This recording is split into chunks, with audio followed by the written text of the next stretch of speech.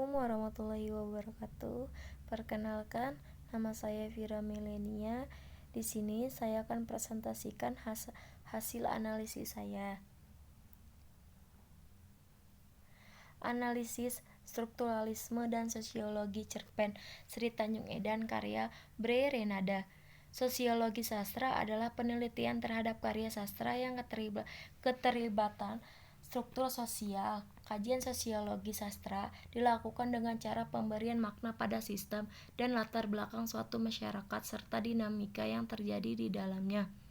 Pada dasar karyanya, karya sastra bercerita tentang persoalan-persoalan manusia yang secara langsung dan tidak langsung telah diungkapkan oleh pengarang dalam karyanya.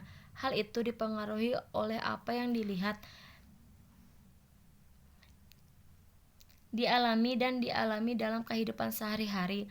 Sastra mempunyai peranan penting dalam suatu masyarakat karena pengarang juga adalah anggota dari kelompok masyarakat yang hidup di tengah kehidupan masyarakat karya itu dilahirkan, sehingga pengarang dan karyanya merupakan dua sisi yang tidak dapat dipisahkan. Berdasarkan pendapat di atas, sosiologi sastra merupakan penelitian yang kompleks mengenai dinamika kejadian-kejadian yang terjadi di masyarakat dan sistem sosial yang terjadi di masyarakat. Dalam hal ini, penulis memilih cerpen Sri Tanjung Edan karya Bre Renada karena tema yang terdapat dalam cerpen ini bercerita tentang Mbak Kustia primadona cantik, sehingga menurut saya cerpen ini dapat dikaji dengan menggunakan pendekatan sosiologi sastra. Pengarang dan karyanya.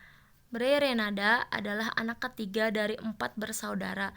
Berikut ini biografi Bre Renada, termasuk orang yang enggan menyebut tanggal kelahirannya. Pernah secara terbuka, ia menuturkan latar belakang kehidupan keluarganya. Ayah saya kader PKI di Salatiga, demikian pengakuannya.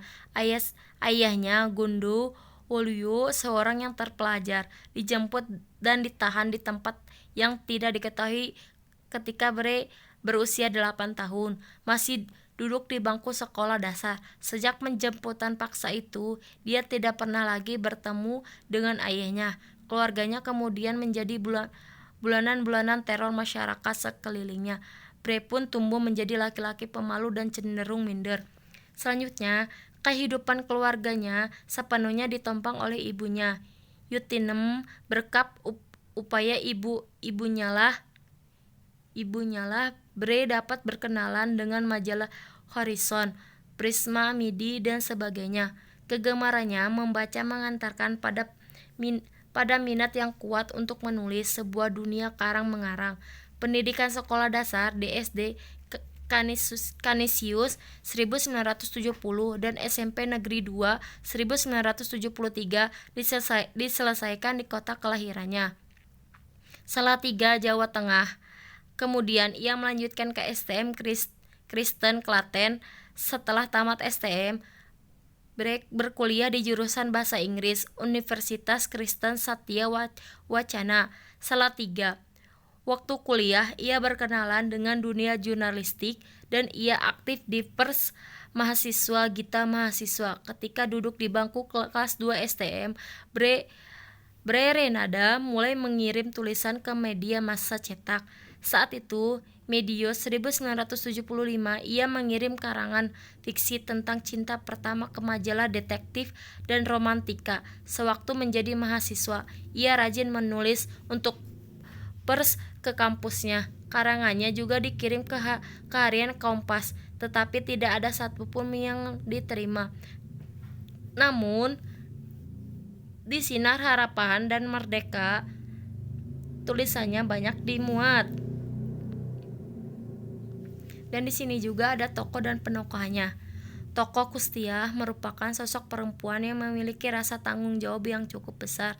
Dia sendiri langsung merenggut perhatian saya. Saya melihatnya ketika membeli karcis. Ia tengah berada dalam tempat penjualan karcis seperti sedang melakukan kontrol. Saya terkesima, ada bunga Tanjung indah dalam barak seperti ini. Selain itu, tokoh Kustia merupakan perempuan yang fokus dalam mencapai suatu tujuan. Tokoh Kustia juga merupakan perempuan yang cantik sehingga indah dipandang.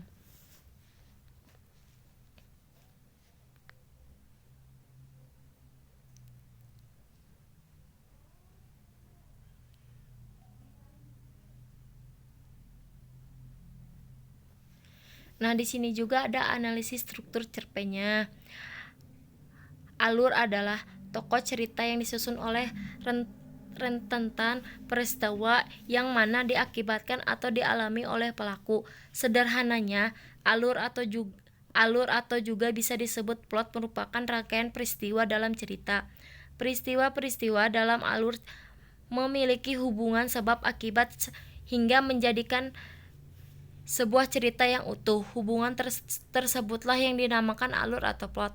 Sebuah alur cerita harus membangkitkan rasa penasaran para pembaca. Hal ini akan membuat pembaca terdorong untuk membaca cerita hingga selesai. Pembaca juga bukan hanya sekadar membaca, tapi juga mendalami isi cerita. Dalam menganalisis alur pada cerpen Sri Tanjung Edan karya Bre Renada ini, penulis akan menggunakan fungsi utama. Alur dan pengaluran dari cerpen Sri Tanjung Edan karya Bre Renada adalah sebagai berikut. 1. Pandangan tokoh saya pada sosok penjual karcis. Kedua, info tentang Mbah Kustia. Ketiga, tokoh saya dikagetkan oleh istri. Dan keempat, menjadi pertunjukan ketoprak. Dan kelima, akhir pertunjukan ketoprak. Dan di sini juga ada awalan cerita dari Sri Tanjung Edan.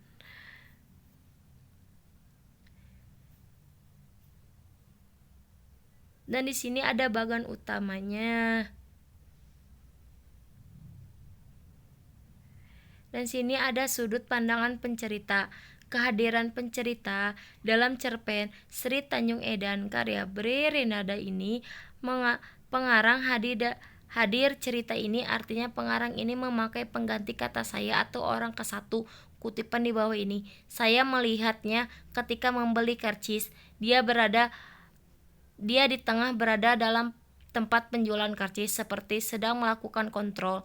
Saya terkesima ada bunga Tanjung Indah dalam barak seperti ini. Berdasarkan kutipan di atas, tampak bahwa pencerita Sri Tanjung Edan ini mempunyai peran sebagai orang pertama, tetapi menggunakan kata saya mengarahkan dan menggerakkan cerita di luar teks. Dan di sini juga ada naskahnya. Naskah Sri Tanjung Edan karya Bre Renada.